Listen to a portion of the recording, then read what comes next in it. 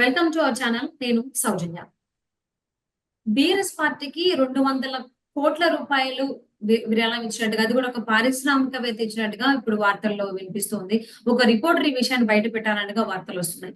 So ఇది నిజమైతే దీనికి సంబంధించి డీటెయిల్స్ అనేది బయటకు చెప్పాలని చెప్పేసి అంటున్నారు. మరి ఈ అంశానికి సంబంధించి మనతో మాట్లాడడానికి, వారి విశ్లేషణని మనతో పంచుకోవడానికి ఈ రోజు మనతో పాటు ఉన్నారు senior journalist, senior political analyst మన్నం కోటేశ్వరరావు గారు. వారితో మాట్లాడదాం. నమస్తే అండి. నమస్తే. అంటే బీఆర్ఎస్ పార్టీకి 200 కోట్ల రూపాయలు విరాళం ఇచ్చారు ఒక పారిశ్రామికవేత్త అని చెప్పేసి ఒక సీక్రెట్ ని బయట పెట్టారు ఒక రిపోర్టర్. సో ఇది కనుక వాస్తవం అయితే ఇది ఖచ్చితంగా, అంటే ఈ విషయం తెలుసుకోవడం అనేది ఒక ప్రాథమిక హక్కు. ఎట్టి పరిస్థితుల్లో కూడా ఈ ఎలక్టోరల్ బాండ్స్ కి సంబంధించి విషయాలు ఏవైతే ఉన్నాయో ఇది బయట పెట్టాలి, సీక్రెట్ గా ఉంచకూడదు అని చెప్పేసి అంటున్నారు. సో ఇది బయటకు పెట్టేటువంటి అవకాశం ఉంది అంటారు, అసలు ఏమంటారు? ఇది ఎలక్టోరల్ బాండ్స్ కి లేదా మీరు చెప్తున్నటువంటి జర్నలిస్ట్ బయట పెట్టినటువంటి 200 కోట్లకి సంబంధం లేదనేటువంటిది నా అభిప్రాయం. ఎందుకు అంటే ఎలక్టోరల్ బాండ్స్ అనేటువంటిది ఆ స్కీమ్ లో ఉన్నటువంటి నిబంధన ఏమిటంటే 1000 రూపాయల నుంచి 10,000, 10 లక్షలు, కోటి రూపాయల డినామినేషన్స్ తోటి ఎవరైనా, మీరైనా, నేనైనా స్టేట్ బ్యాంక్ ఆఫ్ ఇండియా వెళ్ళి అక్కడ వాటిని డబ్బులు ఇచ్చి కొనుగోలు చేసి ఫలానా పార్టీకి ఇవ్వాలని చెప్పేసి అంటే ఆ పార్టీ ఖాతాలోకి వెళ్ళిపోతాయి. అంతేగాని ఒక్కసారిగా 200 కోట్లు అనేటువంటి దానికి ఎస్బీఐ నిబంధనలు అంగీకరించవు. అసలు ఎలక్ట్రల్ బాండ్ స్కీమ్ లోనే అది లేదు. అయితే ఫార్మా రంగంలో ఉన్నటువంటి పెద్దలు, ఎంపీలుగా ఉన్నటువంటి వాళ్ళు, లేదా అదే విధంగా గ్రానైట్ రంగంలో ఉన్నటువంటి వాళ్ళు, వీళ్ళందరూ కూడా బీఆర్ఎస్ పార్టీ అధినేతకి ఇచ్చారా లేదా పార్టీకి ఇచ్చారా, పెద్ద మొత్తంలో డబ్బులు చెల్లించి ఎంపీ పదవులు కొనుక్కున్నారనేటువంటి వైల్డ్ ఎలిగేషన్ అనేటువంటిది గతం నుంచి ఉన్నది. అది దాన్ని అందరూ కూడా నమ్ముతున్నారు. ఎందుకంటే 2 తెలుగు రాష్ట్రాల్లో పారిశ్రామికవేత్తలుగా లేదా వాణిజ్యవేత్తలుగా ఉన్నటువంటి వాళ్ళు లోక్సభ సీట్లు కానీ, రాజ్యసభ సీట్లు కానీ, లేదా అసెంబ్లీ లేదా ఎమ్మెల్సీ సీట్లు కానీ, వీటన్నిటిని కూడా కొనుక్కొని ఎన్నిక కావడం అనేటువంటిది అందరికీ తెలిసినటువంటి బహిరంగ రహస్యం.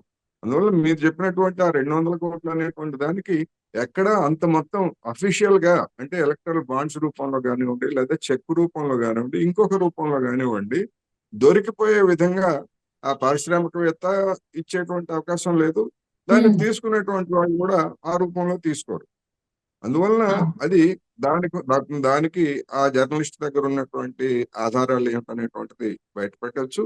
లేదా ఒకవేళ నిజంగా ఎలక్ట్రల్ బాండ్స్ రూపంలో ఇచ్చారనేటువంటి గట్టి విశ్వాసం ఉంటే ఇవాళ సుప్రీంకోర్టు ఇచ్చినటువంటి ఆదేశాలు లేదా తీర్పు ప్రకారం ఆ ఇచ్చినటువంటి ఎలక్ట్రల్ బాండ్స్ ఎవరైతే కొన్నారో వాళ్ళ యొక్క జాబితాని మొత్తంగా ఇవ్వాలని చెప్పేసి మన ఎస్బీఐని సుప్రీంకోర్టు ఆదేశించింది. అదేవిధంగా మార్చి 6వ తారీఖు లోపల వాటన్నిటిని కూడా ఇవ్వాలని చెప్పింది. మార్చి 13వ తారీఖు నాటికి ఎన్నికల కమిషన్ తన వెబ్సైట్ లో ఎవరు ఎంత మేరకు బాండ్లు కొన్నారు, ఏ పార్టీకి ఇచ్చారనేటువంటి జాబితాను కూడా దానిలో ప్రచురించాలని చెప్పేసి కూడా ఆదేశించింది. అందువల్ల ఇప్పుడు నిజంగా 200 కోట్లు ఇచ్చారా, లేకపోతే 200 కోట్లు 200 సార్లు ఇచ్చిన, కోటి చొప్పున బాండ్స్ తీసుకొని 200 సార్లు ఇచ్చినా గానీ ఆ విషయాలన్నీ కూడా నిజానికి సుప్రీంకోర్టు తీర్పు అమలు జరిగి ఎన్నికల సంఘం జాబితా కలిగి అవన్నీ కూడా వెబ్సైట్ లో ఉంటే అది బహిరంగం అవుతుంది. బహిరంగం అయిన తర్వాత ఆ పారిశ్రామికవేత్త కానీ, తీసుకున్నటువంటి పార్టీ కానీ దానికి సంబంధించినటువంటి వివరణ ఇచ్చుకోవాల్సి వస్తుంది. అందువల్ల ఈ 200 కోట్లు అనేటువంటిది ఇప్పటి వరకు చూస్తే అది దానికి నిర్దిష్టమైనటువంటి ఆధారాలు ఏమిటనేటువంటిది ముఖ్యం. ఒకవేళ 200 కోట్లు నేను చెప్పినట్టుగా ఇచ్చేట్లయితే మనకి మార్చి 13 తర్వాత ఎన్నికల వెబ్సైట్ లో ఈ వివరాలన్నీ ఏ కార్పొరేట్ సంస్థ, ఏ వ్యక్తి, ఎందుకంటే వ్యక్తులు కొనుగోలు చేయొచ్చు, కార్పొరేట్ కంపెనీలు కొనుగోలు చేయొచ్చు, ఇటువంటి నిబంధనలన్నీ ఉన్నాయి కనుక అవన్నీ కూడా వెబ్సైట్ లో దర్శనం ఇస్తాయి. ఒకవేళ ఈ సుప్రీంకోర్టు తీర్పును కేంద్ర ప్రభుత్వం అమలు చేస్తే, ఒకవేళ చెయ్యకుండా ఈ లోపల ఏదన్నా ఆర్డినెన్స్ లేకపోతే ఇంకొక రూపంలో కోర్టు తీర్పును అమలు చేసే విధంగా ఏమన్నా చేస్తారా, ఇటువంటి అనేక అనుమానాలు కూడా కలుగుతున్నాయి కనుక సబ్జెక్ట్ టు దట్ కండిషన్ మనకి వివరాలు మార్చి 13వ తారీఖు తర్వాత తెలుస్తాయి అనేది మనం చెప్పుకోవచ్చు. అంటే ఈ ఎలక్ట్రల్ బాండ్స్ ఖచ్చితంగా దీనికి సంబంధించి సీక్రెట్ గా ఉంచకూడదు, బయటికి చెప్పాలి అనేటువంటి విషయానికి సంబంధించి కోర్టు తీర్పు అనేది ఇమ్మీడియట్ గా అమలయ్యేటువంటి అవకాశం ఉందని చెప్పి అనుకోవచ్చు అంటారా? లేకపోతే ఏమన్నా జాప్యం గాని, లేకపోతే అమలుకి ఇంకా కొంచెం టైం పట్టేటువంటి అవకాశం ఉందని చెప్పేసని ఎక్స్‌పెక్ట్ చేయొచ్చా అంటారా? లేదు. ఎందుకంటే మార్చి 6వ తారీఖు లోపల జాబితా ఇవ్వాలని చెప్పేసి ఎస్‌బీఐని స్టేట్ బ్యాంక్ ఆఫ్ ఇండియాని ఆదేశించింది. ఎందుకంటే ఈ బాండ్స్ ఇష్యూ చేసేటువంటి అధికారం స్టేట్ బ్యాంక్ ఆఫ్ ఇండియాకి మాత్రమే ఉన్నది. ఓకే. అదేవిధంగా ఇచ్చినటువంటి వివరాలని మార్చి 13 నాటికి వెబ్‌సైట్‌లో పెట్టాలని ఎన్నికల కమిషన్ కూడా సుప్రీంకోర్టు ఆదేశించింది. హ్మ్. అందువల్ల దీని మీద ఇది 5గురు ధర్మాసనం 5గురు అంటే సుప్రీంకోర్టు ప్రధాన న్యాయమూర్తి సహా 5గురు ఇచ్చినటువంటి ఏకగ్రీవమైనటువంటి తీర్పు. ఈ ఓకే. ఏకగ్రీవమైనటువంటి తీర్పులో ఎలాంటి డిసెంట్స్ గాని లేకపోతే మరొకటి గాని లేవు.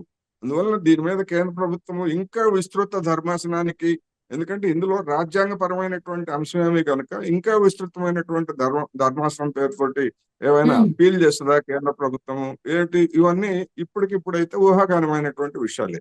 కానీ ఓకే. అటువంటిది ఏమీ లేకపోయేట్లయితే సుప్రీంకోర్టు తీర్పు అమలు జరపడం మినహా మరొక మార్గం లేదు. అందుకని నేను ముందు చెప్పాను. ఈ తీర్పు తర్వాత కేంద్ర ప్రభుత్వం తీసుకునేటువంటి వేసేటువంటి అడుగులు ఎట్లా ఉంటాయనేటువంటి దాన్ని బట్టి అనేక అంశాలు ఆధారపడి ఉన్నాయి. సో ఎందుకనంటే ఇది మళ్ళీ నేను క్వెషన్ రిపీట్ చేయడం జరిగింది. చాలా సార్లు కూడా గవర్నమెంట్ చెప్పినవి ఇమ్మీడియేట్ గా అమలు కావు. సో ఫర్ ఎగ్జాంపుల్ మన ఎడ్యుకేషన్ సిస్టమ్ గురించి ఇంతకు ముందు మనం మాట్లాడుకుని ఎంత హైప్ క్రియేట్ అయింది. ఎడ్యుకేషన్ సిస్టమ్ కంప్లీట్ గా చేంజ్ చేస్తున్నాం అని చెప్పేసి అన్నారు. ఇది పొలిటికల్ పార్టీకి సంబంధించింది కాబట్టి ఇందులో కేంద్ర ప్రభుత్వం సంబంధించిన పార్టీ కూడా ఉంటుంది.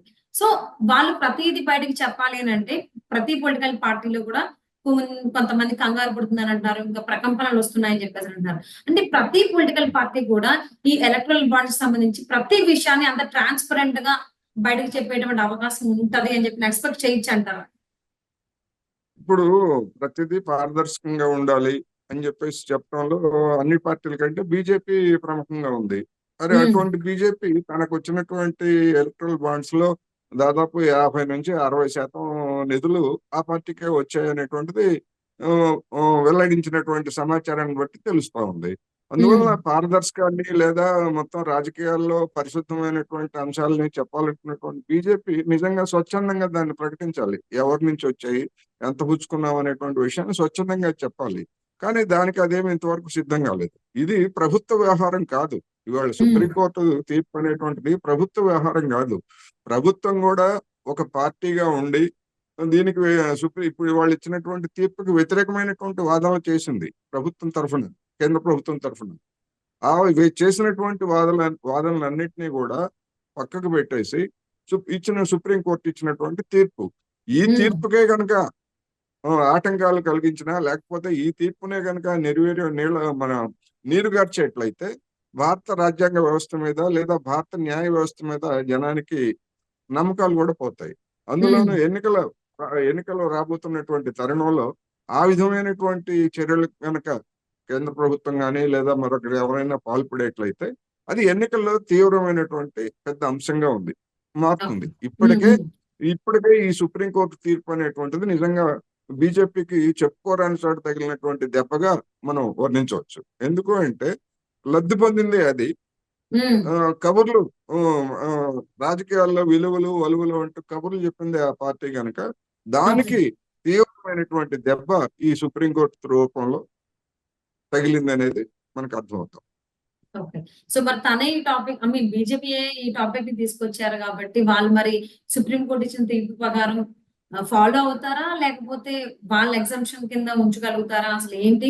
అండ్ అంటే భారతదేశానికి కంప్లీట్‌గా సంబంధించి ఇప్పుడు ఈ తీర్పు ఉంది కాబట్టి ప్రతి పొలిటికల్ పార్టీ ఆహ్, సుప్రీం కోర్ట్ ఇచ్చిన దాని ప్రకారం ఫాలో అవుతారా? అవ్వరా? ఒకవేళ ఫాలో అవ్వకపోతే ఉల్లంఘించినట్లయితే ఎలాంటి రియాక్షన్ ఉంటుంది సుప్రీం కోర్ట్ నుంచి అని వేచి చూద్దామండి. And thank you so much for spending your valuable time with us for this.